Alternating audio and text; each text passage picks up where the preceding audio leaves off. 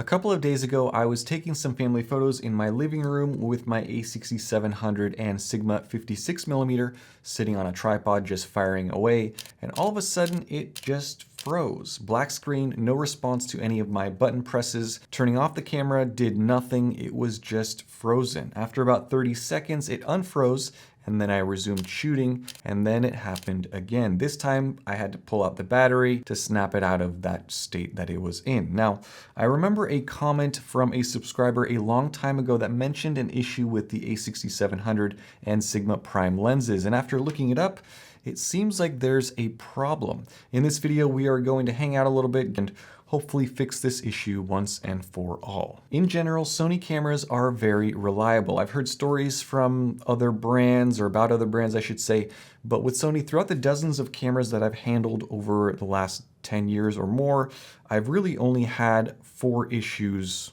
total. One was a Sony Tough Card that glitched out on me and it froze one of my cameras. Yes, that was a fun period. And now I don't trust Sony Tough Cards, so SanDisk it is. I ended up giving that Sony card to Sony support and they investigated it, but I don't know that they got to the bottom of whatever happened. The second issue that I've ever had was an A7 II that I purchased that had a broken shutter, but I knew that, so I ended up having to fix that twice and I got it working again. The third was a recent one. I had a loaner A7 IV full frame camera. It started emitting a pretty terrible noise related to its IBIS.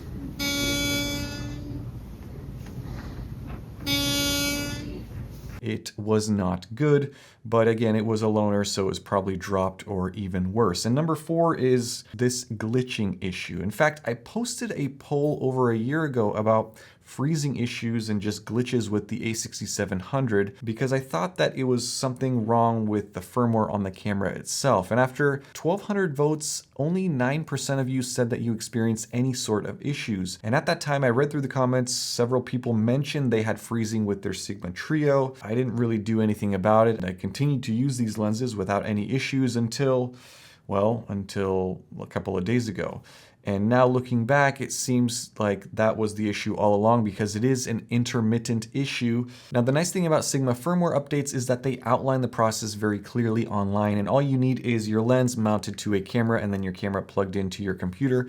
So I'm gonna go ahead and do that in this video and see if it solves the issue. I have, 4 primes, and then I have the 18 to 50, which has been unaffected as far as I know. But let's get into it. I'm gonna record my screen while I talk you guys through fixing this problem. I'm gonna start by just searching Sigma 56mm firmware update. And the first link here is to Sigma's website. And this is what I mean about them outlining the process pretty clearly. So this is if you have a Windows machine, you can go through these instructions for Windows. I am doing this on a MacBook, so I'm going to switch over to Mac OS, and this is what we need. And as expected, things are a little bit more complicated. So it looks like we have to update some security policy on my MacBook because it has silicon. I'm going to print this document out, and then I'm going to go through that procedure to make sure that the Sony camera utility works as it should. I could do this on my iMac, that's not a silicon Mac, but let's go ahead and just take care of it on the MacBook anyway. All right, so I have procedures for changing security policy for Mac computers with Apple Silicon. Step 1 is to shut down your computer. Next is you wait 10 seconds and then you press and hold the power button, pressing and holding. All right, so here we have options. So we're gonna click on options. The nice thing is there are pictures of all of these things in the instruction PDF. Now we go to utilities, startup utility, and then startup disk, and then security policy. And then we are on the next page. After selecting reduced security, which seems not so great, select allow user management of kernel extension from identified developers. So that was pretty easy to do. I don't know why I guess it tells you how to return it back to full security if you want to after, because you may only want to turn this on while you're doing a firmware update and then revert it back. But I may just leave it like that, I don't know.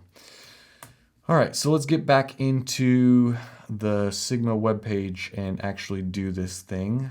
So now we have completed all that we need to complete from the before updating section, which is great. And now you want to click on this download for Mac OS. This is a version of firmware for the Sigma lens itself. And it looks like, unfortunately, you have to do this for each and every lens. So it is saved there now.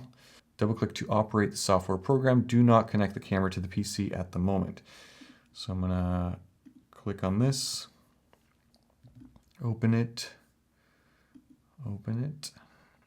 All right, so we have to allow this, man, so many passwords. This is insane. Okay, restart is required. Don't you guys love technology?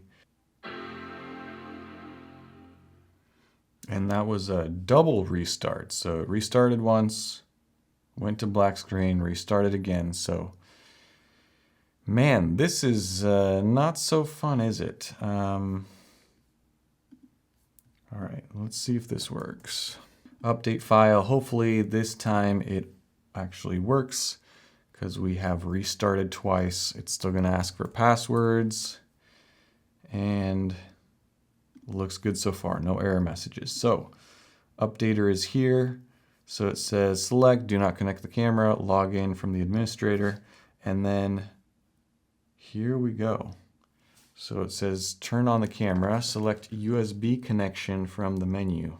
So let's do mass storage. Now, step 3, connect the camera to the PC. So I have a little USB-C cable. Hopefully this one works. I'm just gonna plug this thing in right here. After connecting the camera to the PC properly, select next button in the updater. So current version is 1 on the lens, and we are on version 4. So we're gonna hit next, transfer data. Next, run an update process from the camera. Check the display of the camera. That's what it says. Lens update is complete. So remove the battery and finish updating, and then reinsert it, and that's going to restart it. And I believe I'll be able to see the version updated on here. So let's go into Toolbox option 13, which is setup option, and then go into version. And now, look at this. I did something correctly. That was not too difficult. Now we just have to repeat it at least 3 more times. So let's go ahead and do another one.